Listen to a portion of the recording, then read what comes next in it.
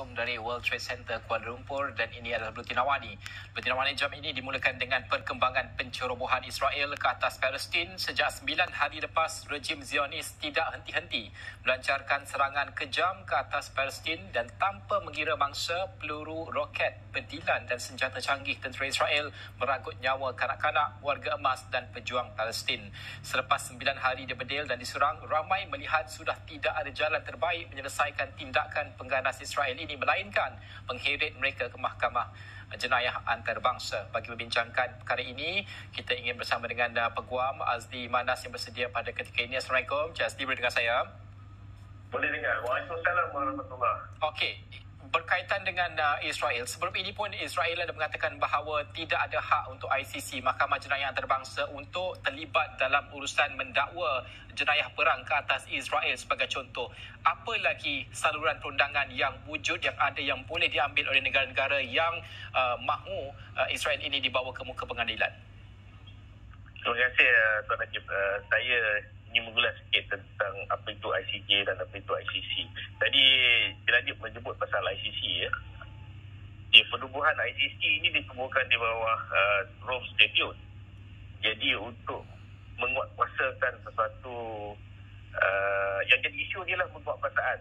Apabila keputusan oleh Mahkamah ICC membuat keputusan bahawa sesuatu negara itu bersalah dan apa yang akan terusnya akan berlaku. Dan ini yang jadi masalah kerana kalau kita lihat di sini ICC, Israel bukan negara yang telah menandatangani Statute Rome tu. Ini yang jadi masalah untuk penguatkuasaan. Itu sebabnya mereka berkata mereka tidak boleh ataupun mereka tidak boleh dikuatkuasakan apabila International Criminal Court ini membuat keputusan jika didapati Israel bersalah. Jadi apa ruang lagi dalam bentuk perundangan yang boleh kita kenakan ke atas Israel pada masa ini? Okey, bagi saya dia tidak mustahil dan dia tidak semudah cara sebenarnya.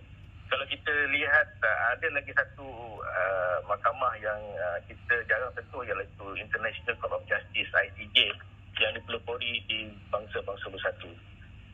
ICJ ni ada dua dia punya main services. Satu ialah untuk mengendalikan pembicaraan di mana yang kita lalui sebelum ni Malaysia isu Pulau Berputih, lebih kurang macam ni lah. Dia akan melibatkan kes dispute antara dua negara. Apa Israel selalu akan katakan bahawa Palestin ini bukan satu negara. Tetapi hasil dari keputusan Mahkamah Preliminary Trial di Mahkamah ICC, Mahkamah telah membuat keputusan baru-baru ini menyatakan bahawa Palestin berhak untuk dibicarakan. Dan ICC boleh melaporkan perkara ini kepada United Nations dan di bawah Security Council. Di bawah Security Council, ini adalah political will ataupun political nation. Sama ada mereka bersetuju atau tidak menerima nasihat daripada ICC, keputusan yang terlibat oleh ICC. Namun, pihak-pihak seperti pihak kerajaan Palestin boleh juga membuat aduan yang di mana apa yang berlaku pada mereka, negara mereka, dan ICJ boleh membuka satu prosiding untuk dibicarakan kes-kes yang melibatkan dispute. Kerana kita tahu bahawasanya isu di Palestin ni bukan saja isu tentang keganasan, human rights, tapi juga berkenaan dengan isu-isu tanah dan persepadan. Ini yang menjadi isu topik yang sentiasa berlaku selama 25 tahun yang lalu. Tak selesai hingga sekarang. Ya. Apa lagi boleh kita lakukan? Kalau boleh kita melihat kepada perbandingan, kalau boleh lah ya, ini ada berkaitan dengan Myanmar, isu Rohingya. Kita bawa ke ICJ dan keputusan itu dicapai. Bagaimana dalam konteks Palestin boleh kita lakukan perkara sebegini?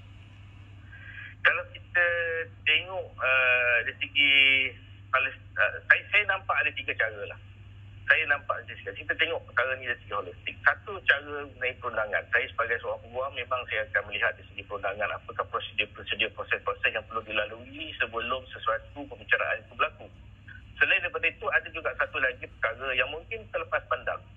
Kita melihat sendiri kerajaan Israel itu sendiri yang dipimpin oleh Benjamin Netanyahu. Beliau sekarang ni hanya seorang Perdana Menteri interim ya. Dan beliau telah dituduh di mahkamah atas kes rasuah. Kalau begini, kalau kita lihat parti beliau sendiri telah gagal untuk menubuhkan satu kerajaan. Dan Presiden Israel sendiri telah mengarahkan pembangkang untuk menubuhkan kerajaan dalam masa 4 bulan mana yang telah diperlukan oleh perlembagaan Israel itu sendiri.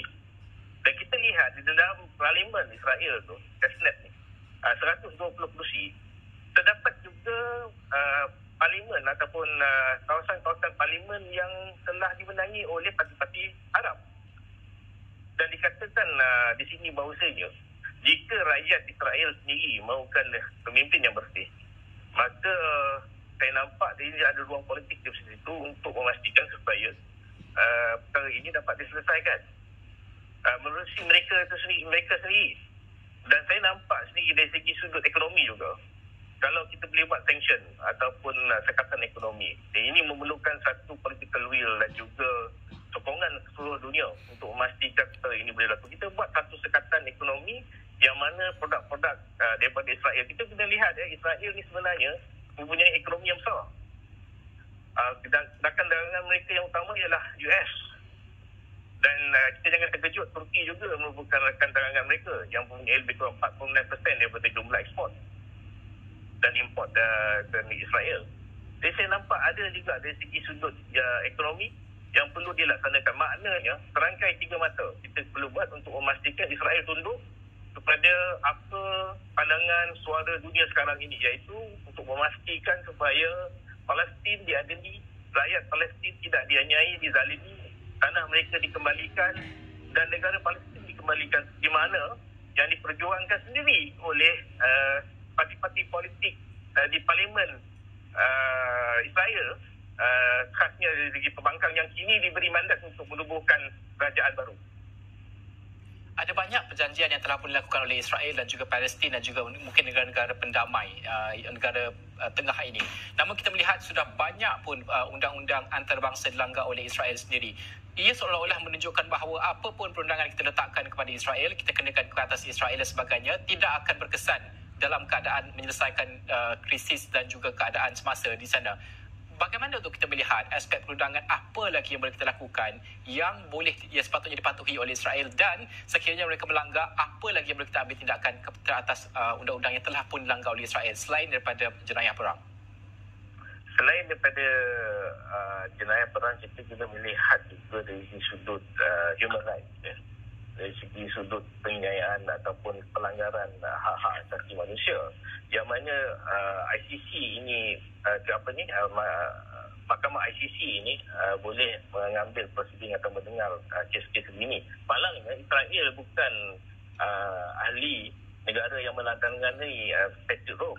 Itu yang saya cakap tadi, jika parlimen di Israel dan mendapat kerajaan baru, saya rasa yang kebanyakan daripada parti pembangkang ini, bila kita dapat menubuhkan kerajaan baru, mereka sebenarnya mengalu-alukan two-state policy ini. Mereka memang nakkan separation. Di mana Yair Lapid yang merupakan ketua pembangkang, beliau sering mengatakan bahawa mereka mahukan satu perceraian baik antara Palestin dan juga Israel. Jadi ini merupakan satu titik pertemuan, titik permulaan yang baik. Dan parti-parti politik Arab yang berpolitik di Israel perlu mengambil iktiraf, perlu mengambil peluang ini untuk memastikan supaya Perdana Menteri rejim yang ada sekarang ini, ialah Benjamin Netanyahu, turun, digantikan pada yang baru. Beliau sepatutnya dibicarakan atas kes rasuah.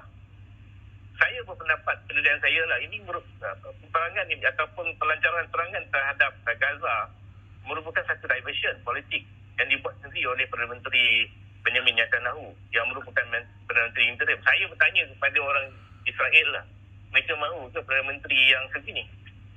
Ya, saya nak membawa diskusi ini kepada satu perkara yang realistik. Ini sudut perundangan. Ada perkara yang dah digariskan, peringkat perundangan antarabangsa. Namun secara realistiknya, adakah boleh kita melakukan perkara ini? Mampukah kita untuk mengambil tindakan berdasarkan peruntukan perundangan, ataupun sudah tidak ada cara dan hanya sekatan ekonomi sahaja yang mampu mengekang keganasan Israel ini? Kita mampu membuat, itu tidak mustahil sebenarnya, tetapi tak semudah cara. Itu yang saya sebut kali kedua. Saya sebut tadi, kita pernah dengar perkataan veto kan? Negara-negara berlima, negara besar ini mempunyai kuasa veto. Satunya ialah Amerika. Kita kena tengok bahawa Amerika merupakan penyumbang ekonomi yang terbesar di Israel.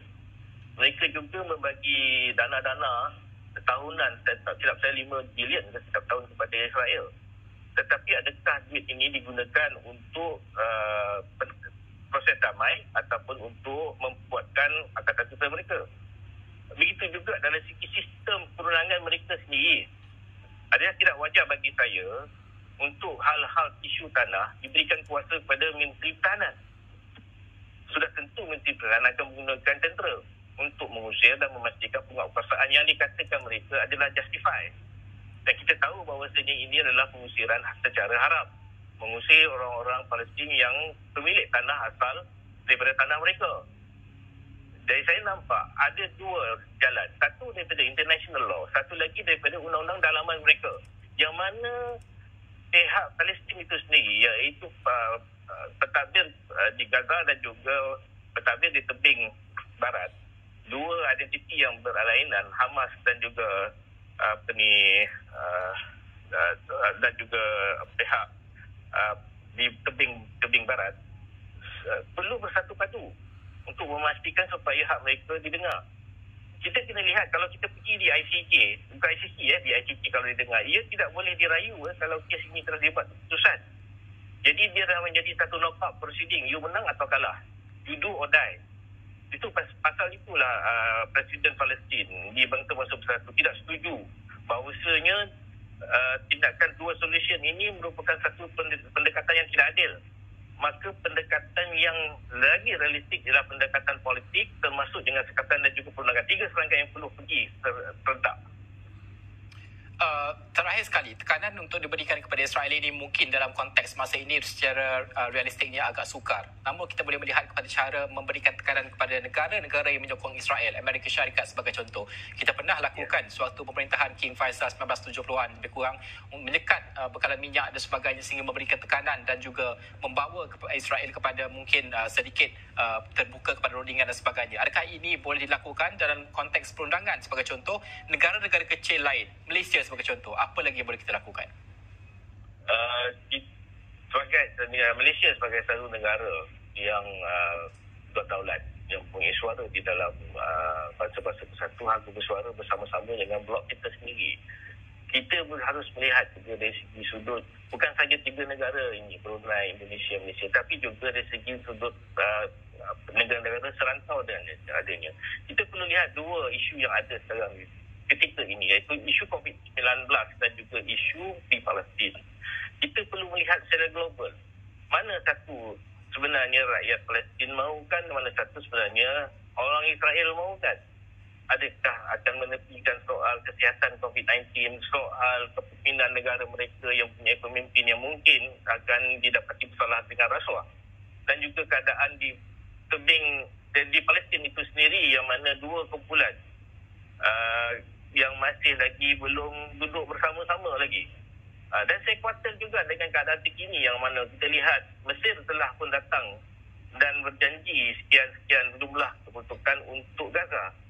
Adakah ini merupakan satu taktik pecah dan perintah oleh pihak mereka ataupun pihak-pihak yang kita tidak ketahui? Itu yang perlu kita rungkaikan sekarang. Ia adalah isu yang amat besar.